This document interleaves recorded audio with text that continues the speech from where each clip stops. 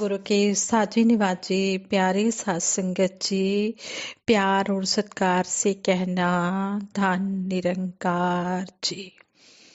सात संगत जी, दासी आप सभी का लख लख बार शुक्राना करती है। सतगुरु निरंकार दातार का तो शुक्राना हर पल करती ही है, और आप सात संगत माँ का भी शुक्राना करती है। और आप सभी के आशीर्वाद से दासी ये विचार रखने जा रही है।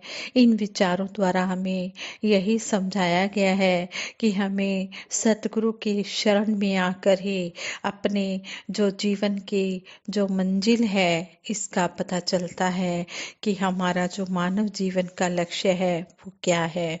जीवन के हर एक मोड़ पर हम अनजान रास्ते में मार्गदर्शन चाहते हैं। इसके लिए जरूरी है कि हमें बड़े विद्वान लोगों का मार्गदर्शन ही मंजिल तक पहुंचाएगा। हम रोड पर हैं, किसी सामान्य रिक्शा चालक फुटपाथ पर साधारण सा खोखा डाले आदमी से पूछें कि हमने फलां शहर में जाना है, फलां शहर में हम कैसे पहुंचे। यदि हम गाड़ी में चलने वाले कलकत्ता निवासी से खुर्जा का रास्ता पूछे तो शायद ही कोई सही हल बता पाए, परंतु एक सामान्य खोखे वाला सही मार्गदर्शन कर देगा। कलकत्ते के रहने वाले का उत्तर प्रदेशीय भूगोल कमजोर होगा और साधारण दुकानदार का भूगोल सही दिशा दे देगा। जीवन के हर एक फील्ड में सही निर्देश ही लक्ष्य तक पहुंचने के लिए काफी है। राजनीतिक फील्ड में लगभग निरक्षर अकबर व नेपोलियन अनेक ऐसे नाम हैं जिनके सामने महान शब्द जोड़ा गया। वे राजनीति में महान बन गए, कारण सही दिशा पाना था, केवल शिक्षा या योग्यता नहीं। संसार राजनीति में ऐसे लोगों का बोलबाला है जिन्होंने राजनीति के मोटे ग्रंथ तो नहीं पढ़े, परंतु व्यवहारिक ज्ञान उन्हें सक्षम गुरुओं से मिला और वे ऊंचाइयों को छू गए। जीवन के हर एक फील्ड में व्यवहारिक ज्ञान ही सफलता दिला पाया है। बुक्स का ज्ञान तो अहंकार का ही जन्मदाता बना है। विश्वास हमें आस्था से जोड़ने वाली पहली कड़ी है। आस्था से पहले श्रद्धा का होना जरूरी है। श्रद्धा यदि मात्र रूपा है तभी आस्था आएगी। श्रद्धा आंतरिक प्रेरणा है तो आस्था उसका रिजल्ट है। विश्वास की बहन आस्था विश्वास को बल देकर साहस बढ़ाती है। श्रद्धा सबसे अधिक माँ के प्रति होती है। एक अबोध बालक को माँ ने जो कह दिया वह उसके लिए सही होता है। माँ बच्चे को कह देती है कि ये पुरुष तुम्हारे पिता हैं, तो बच्चा जीवन भर उस पुरुष को पिता मानता है। घटोत्कच ने अपने पिता को कभी नहीं देखा था। माँ का आदेश पाकर वह देवी की भेंट के लिए बलि लेकर आया। वह बलि वनवासी भीम था। हिडिंबा ने भीम को देखा और कहा, आर्यपुत्र आप। घटोत्कच ने उस अजनबी को जिसे बलि के रूप में लाया था पिता मान लिया, क्योंकि उसकी अपनी माँ के प्रति अपार श्रद्धा थी। इसलिए अमिट विश्वास का जन्म हुआ। यह कहानी हम सबके साथ घटित होती है। इसलिए विश्वास की नींव श्रद्धा पर टिकी है और सहारा आस्था देती है। रास्ता चलते दिशा निर्देश पूछने वाले पर हमारी श्रद्धा है, तभी हम उसकी बताई दिशा में चल पड़ते हैं, विश्वास कर लेते हैं। विश्वास के साथ विवेक का होना भी जरूरी है। आप जिधर से आ रहे हैं, यदि कोई आपको फिर उल्टी दिशा में ही घुमा दे तो विवेक जागेगा। उस समय भौगोलिक ज्ञान आपका साथ देगा, तभी कल्याण संभव है। धार्मिक फील्ड में भी बुक्स का ज्ञान या विद्वता से पूर्ण उदाहरण लक्ष्य तक नहीं पहुंचा सकते, बल्कि लक्ष्य तक पहुंचने के लिए लक्ष्य की जानकारी ज्ञान और उसका पूरा वर्ती शास्त्रों से तुलनात्मक दृष्टिकोण प्राप्त करना, फिर उस दिशा में आगे बढ़ना जरूरी है। विश्वास की एक आंतरिक प्रेरणा है। जब हमें श्रद्धा हो गई कि फलां बात जो कही जा रही है वो 100% सही है, तभी हम उस गुरु के सामने नतमस्तक होते हैं। विश्वास को मजबूत करने के लिए हमें पूजा करनी पड़ती है। पूजा का अर्थ है उपजमासन। उपासना का अर्थ है उपजमासन। गुरु के सामने सत्संग में बैठना। विश्वास को पक्का करने के लिए उपासना के बाद साधना अर्थात मन की एकाग्रता पैदा करनी पड़ती है। साधना के बिना विश्वास असंतुलित पलड़ों की तरह है जिसमें ठहराव नहीं होता। हवा चलने पर जैसे तराजू के पलड़े ऊपर नीचे होते रहते हैं, उसी प्रकार साधना रहित विश्वास भी घटता बढ़ता रहता है। शंकाएं पैदा होती रहती हैं और शंकाएं होने की वजह से मन लक्ष्य को प्राप्त नहीं कर पाता। विश्वास में परिपक्वता नहीं आ पाती। विश्वास तभी अर्चना पूजा कर पाता है जब श्रद्धा, आस्था, उपासना, साधना मजबूत हो। रूस में एक वनस्पति शास्त्री हुआ। उसे विश्वास था कि जिस प्रकार पालतू जानवर हमारी भाषा मूक रूप में समझकर हम पर विश्वास कर लेते हैं, उसी प्रकार पेड़ पौधे भी हम पर विश्वास करते हैं।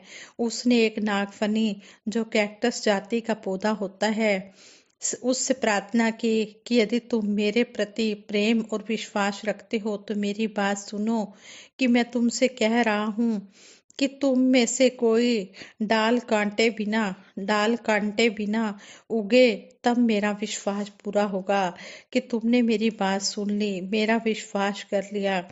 कुछ ही दिनों के बाद उस पौधे से एक डाल बिना कांटे वाली निकली। यह विश्वास की अनंत शक्ति का ही एक एग्जाम्पल है। व्यवहारिक फील्ड में हुंडी और उससे भी आगे लाखों करोड़ों का बिजनेस आजकल साधारण सी चिट पर चल रहा है। केवल फोन द्वारा ही करोड़ों का लेन देन हो जाता है। इसका कारण विश्वास ही है। इसी प्रकार आध्यात्मिक फील्ड में भी गुरु और शिष्य समान रूप के इंसान होते हैं। शिष्य का विश्वास सामान्य जन को भगवान या साकार ब्रह्म मान लेता है और भवसागर को ब्रह्म ज्ञान द्वारा ऐसे पार कर जाता है जैसे पानी से भरी जमीन पर बने बकरी के खुर को आसानी से पार कर लिया जाता है। यह सब विश्वास का ही रिजल्ट होता है। विश्वासी को मानव में भी भगवान और अविश्वासी को इंसान में भी इंसान नजर नहीं आते। अर्जुन और पांडवों को भगवान श्री कृष्ण जी में युग अवतार दिखाई दिया, जबकि शिशुपाल, जरासंध और दुर्योधन उन्हें गवाला ही समझते रहे और विश्वास का फल पांडवों को मिला। वह थी विजयश्री और विपक्षी पराजय का कटु स्वाद भोगते रह गए। विश्वास में कपट को खटाई ना पड़े, अन्यथा थोड़ी सी खट्टी दही सैकड़ों लीटर दूध को खट्टा दही बना देती है। इसलिए आध्यात्मिक फील्ड में कच्चे लोगों का साथ वर्जित और पक्के लोगों के साथ बैठने की बात कही गई है। विश्वास को सदा बाहर रखने वाली सत्संगति है। कभी कभी असत्य सत्य को इस प्रकार भ्रमों में डाल देता है कि आदमी का सत्य से विश्वास उठने लगता है, किंतु जिनका यकीन पक्का है उनके बेड़े तो मक्खन शाह की तरह पार होते देखे गए हैं। स्वामी विवेकानंद जी ने एक स्थान पर कहा है कि मुझे कुछ ऐसे व्यक्ति चाहिए जो एक बार यदि सत्य पर विश्वास कर ले, फिर चाहे कितने ही बाधाएं आए, कुछ भी हो, वे हर बार यही कहे कि सत्य यही है, सत्य यही है, इसके अतिरिक्त कुछ नहीं। फिर थोड़े से लोग ही संसार की काया पलट सकते हैं। सूर्य देखने में छोटा लगता है, परंतु उसके उदय होते ही विश्व का अंधेरा दूर हो जाता है। यह सब दृढ़ विश्वास से ही संभव है।